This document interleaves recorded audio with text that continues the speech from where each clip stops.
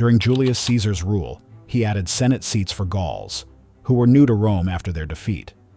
The Gauls were amazed by Rome's massive buildings, busy streets, and unique art. They soon noticed Rome was full of slaves, and like many slave owners, the Romans were extremely brutal. Galley slaves. In ancient Rome, life for slaves was filled with daily hardships and heart-wrenching struggles, whether they toiled in dangerous mines or performed on grand stages.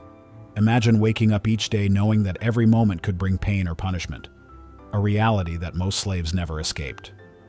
One of the harshest jobs was working in the lead mines. Rome's builders and engineers relied heavily on lead for their constructions, pipes, and everyday items. Unfortunately, the toxic nature of lead was something even the Romans didn't fully grasp. Slaves forced into the mines worked in cramped, dark tunnels, breathing in poisonous dust that slowly wore away at their health.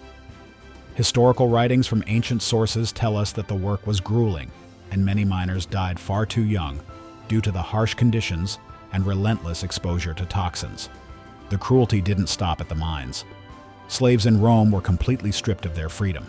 They were treated as property, and any attempt to run away was met with severe, often fatal punishment. The constant fear of retribution kept many in line.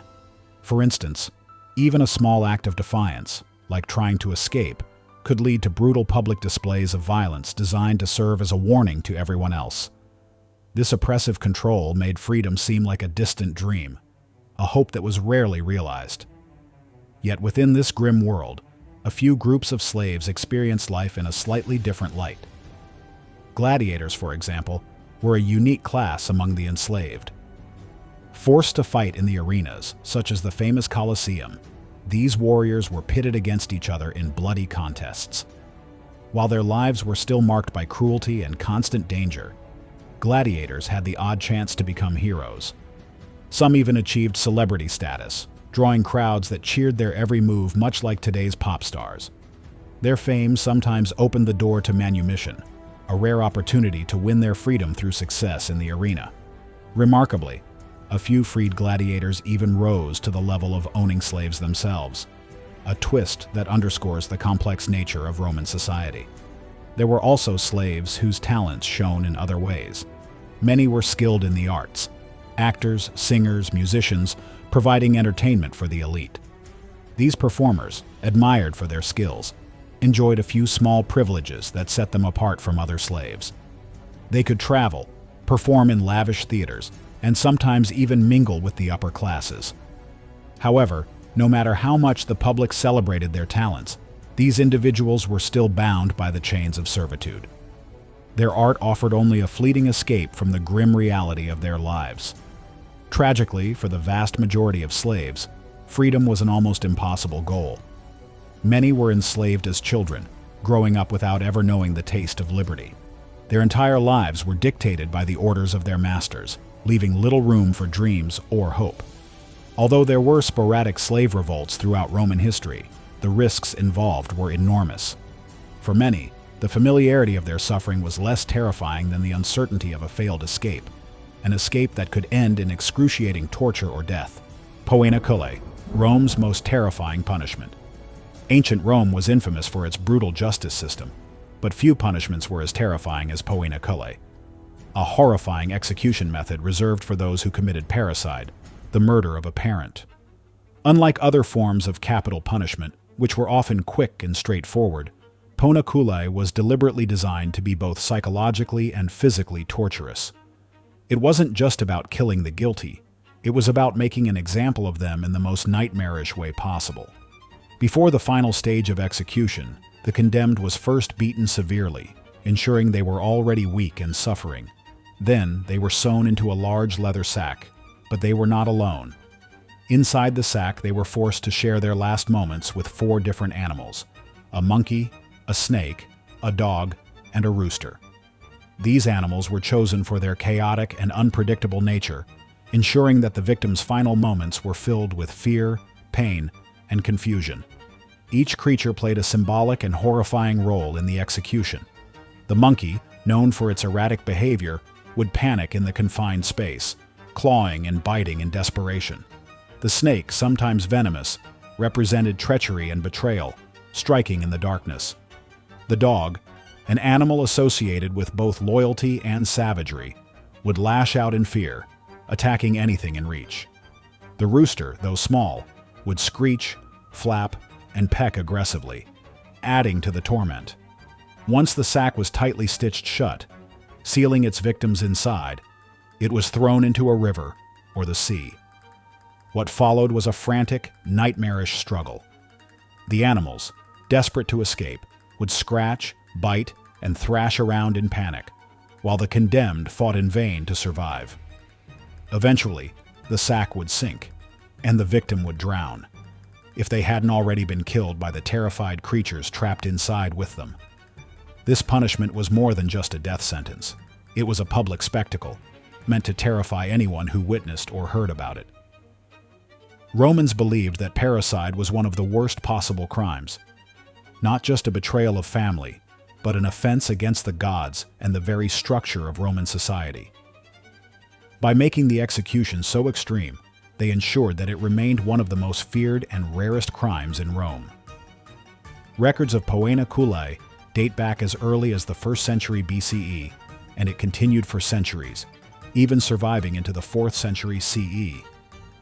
Over time, as Roman society evolved, different methods of execution replaced it, but its legacy as one of the most horrifying punishments in history remains. Even today, poena culae is remembered as a chilling example of how far ancient civilizations were willing to go to enforce their laws. The strangulation. Strangulation was one of the most brutal and terrifying punishments used in ancient Rome, especially for slaves and criminals. The Romans were extremely strict about maintaining order, and any disobedience or crime committed by a slave could result in severe consequences. Unlike crucifixion, which was often reserved for large-scale rebellions, or execution by beasts in the arena, which was a form of public entertainment, strangulation was a more common and controlled form of punishment, one that was meant to humiliate and terrify while avoiding the shedding of blood within the sacred city boundaries. Before being executed, condemned slaves were often paraded through the city streets, shackled and half-naked, so that the public could witness their downfall. This wasn't just about punishment. It was a clear warning to others. The Romans knew that fear was the ultimate tool of control, and few things were more terrifying than the sight of a struggling man, gasping for his last breath while bound in chains. The actual act of strangulation was often performed in a dramatic and deliberate way. The executioner, usually an experienced lictors, a Roman officer responsible for carrying out punishments, would loop a thick rope around the victim's neck and either pull it tightly or tie the slave to a post or chair before slowly cutting off their air supply. The process could take several agonizing minutes, and if the executioner was particularly cruel, they would tighten the rope gradually, ensuring that the condemned suffered every second of their final moments. While most slaves and common criminals were strangled out of punishment, this method was also used in political assassinations and purges. One of the most famous cases was that of Sejanus, 20 BCE, 31 CE, the powerful Roman prefect under Emperor Tiberius. Sejanus had gained too much power, and when he fell out of favor, he was publicly executed by strangulation. His body was then dragged through the streets as a reminder of what happened to those who crossed the emperor. Another well-known case involved Emperor Nero, 37 to 68 CE, who was notorious for his cruelty. During his reign, he ordered the strangulation of his own mother, Agrippina the Younger, in 59 CE, after an unsuccessful attempt to kill her by sinking her boat. His paranoia led him to execute thousands of perceived enemies, many of whom were strangled in the dark dungeons of Rome. A chilling example of this was in 61 CE, when a Roman senator named Lucius Pedanius Secundus was murdered by one of his slaves. Roman law stated that if a slave killed their master, all the slaves in the household must be executed, even those who were innocent. Over 400 slaves were strangled in this case, proving just how terrifying and extreme Roman punishments could be. Immolation, the fiery fate of Rome's condemned. Burning alive, or immolation, was one of the most gruesome punishments inflicted on slaves, criminals, and religious minorities in ancient Rome. While the Romans were known for their brutal execution methods, immolation was particularly terrifying and agonizing, ensuring that victims suffered both physical and psychological torment. Unlike other swift executions, fire prolonged the agony, turning the punishment into both a spectacle and a warning for others. One of the most infamous instances of immolation in Rome took place in 64 CE, following the Great Fire of Rome. The fire, which raged for 6 days and 7 nights, destroyed much of the city, leaving thousands homeless. Desperate to shift the blame, Emperor Nero accused Christians of setting the fire. This marked the beginning of one of the first great Christian persecutions in Rome. To punish them, thousands of Christians were arrested and burned alive in the most horrifying ways imaginable. They were often tied to stakes in public places, drenched in oil or pitch, and set ablaze to serve as human torches for Nero's elaborate nighttime garden parties. According to the historian Tacitus, the flames illuminated the streets of Rome as the condemned screamed in agony, their deaths serving as both entertainment and a message of power. One of the earliest recorded cases of Christian immolation was the martyrdom of Polycarp, a Christian bishop of Smyrna, in 155 CE. According to historical accounts, Polycarp was offered a chance to renounce his faith, but he refused. As a result, he was tied to a wooden stake and set on fire in front of a crowd. However, legend says that the flames miraculously refused to consume him, forcing the executioners to stab him instead. This event became a symbol of Christian resilience, inspiring many others to face similar deaths rather than betray their beliefs. Immolation wasn't just reserved for Christians. It was also used as a form of capital punishment for various crimes. During the rule of Emperor Constantine the Great, 306 to 337 CE, burning was expanded as an official punishment, especially for heinous crimes like treason and sexual assault. Constantine believed that certain criminals deserved the most painful end possible, and fire provided the ultimate slow and excruciating death.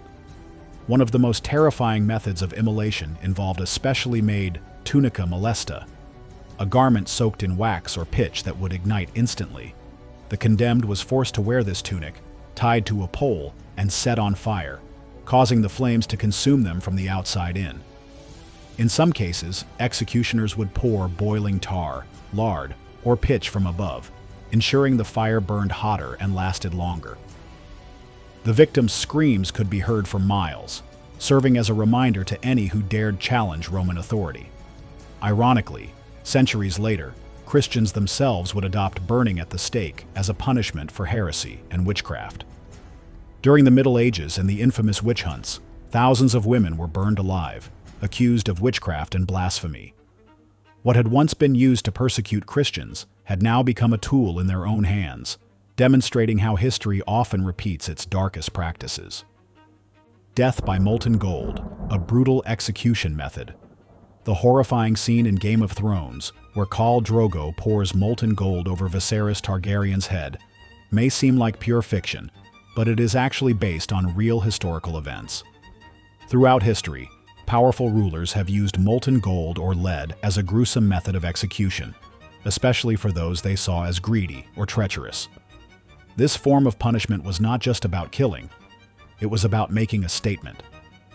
The sheer cruelty of pouring scorching liquid metal into a victim's mouth, throat, or over their body ensured a slow, agonizing death, reinforcing the power of those in charge.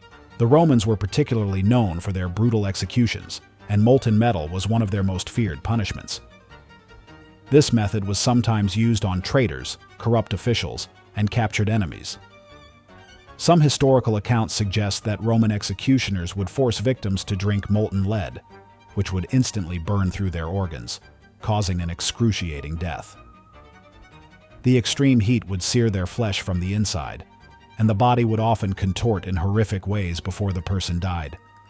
Even after the fall of Rome, this horrific method of execution continued for centuries. One of the most well-documented cases happened in 1599, in what is now Ecuador. A Spanish governor, infamous for his greed and cruelty, had been exploiting the local population for gold. Angry and desperate for justice, the indigenous people captured him and executed him in the most fitting way possible, by pouring molten gold down his throat. This ironic punishment served as a gruesome reminder that wealth and power could not protect someone from the consequences of their actions. While this execution method is mostly linked to ancient Rome, its use was not limited to one civilization. Some reports suggest that Genghis Khan and his Mongol warriors used molten silver in a similar way, pouring it into the eyes and ears of their enemies as a form of extreme torture. Even in the 16th and 17th centuries, European rulers and conquerors employed molten lead or gold as a symbolic execution for greed-driven crimes. Sexual slavery in ancient Rome. In ancient Rome, slavery was an integral part of society, and many slaves were acquired through wars and conquests. Captives from Africa, the Middle East, and other regions of the empire were brought to Rome and sold in bustling slave markets. While slaves were forced into various forms of labor, one of the most horrific aspects of Roman slavery was sexual exploitation, which took different forms depending on the status and wealth of their owners. For wealthy Roman households, continuously buying new slaves could be expensive. So many slave owners turned to forced breeding as a way to maintain and expand their slave population. Female slaves, including young girls, were often impregnated against their will, sometimes by fellow slaves or even their owners. This inhumane practice ensured a constant supply of new slaves, who were born into lifelong servitude. Unlike purchased slaves, these born slaves had no identity beyond their status as property, and they could be sold, traded, or abused at their owner's discretion. Prostitution was widespread in ancient Rome, and while not all prostitutes were slaves, many were forced into the profession. Brothels flourished throughout the empire, catering to people from all social classes. Some prostitutes, particularly those who served the elite, gained influence and wealth, but enslaved prostitutes had no such fortune. Many were subjected to violence, disease, and extreme cruelty, with no control over their own lives. Rome's brothels and pleasure houses were not just for women. Young boys and men were also exploited sexually, as Roman society did not have strong taboos against same-sex relationships, particularly between masters and their slaves. As long as the relationship reinforced a hierarchy, where one was dominant and the other submissive, it was considered acceptable. Enslaved boys and young men were frequently used by their masters and had no legal recourse to resist. Sexual slavery in Rome was not only about exploitation, but also about control. Masters had total authority over their slaves, meaning they could use them however they wished, with little fear of consequences. Laws rarely protected slaves from abuse, and any resistance could result in severe punishments, including beatings, mutilation, or execution. Crucifixion, the brutality of the Colosseum. One of the most feared and painful punishments in ancient Rome was crucifixion, a slow, excruciating method of execution designed to humiliate and torture its victims. The word itself comes from the Latin crucificare, meaning to fasten to a cross. While the crucifixion of Jesus Christ is the most well-known, thousands, possibly millions of people, slaves, criminals, and political enemies, were subjected to this horrific fate under Roman rule. Crucifixion was not a quick death. It could last for hours or even days, with victims slowly suffocating under their own weight. Death could come from exhaustion, dehydration, blood loss, exposure to the elements, or sheer pain. Sometimes, the executioners would break the victim's legs, preventing them from pushing up to breathe, causing a quicker but more painful death. This gruesome punishment was a public spectacle, meant to serve as a warning to others.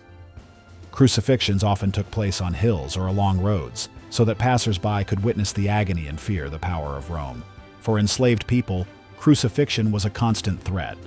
If a slave tried to escape, disobeyed their master, or participated in a rebellion, they could be crucified as a warning to others. The most infamous example was in 71 BCE, when the Roman general Crassus crushed the Spartacus-led slave revolt. To make an example of them, 6,000 captured slaves were crucified along the Appian Way, stretching from Rome to Capua. Their bodies were left hanging for weeks, sending a chilling message to anyone who dared to rise against Rome. Crucifixion wasn't the only terrifying punishment in ancient Rome.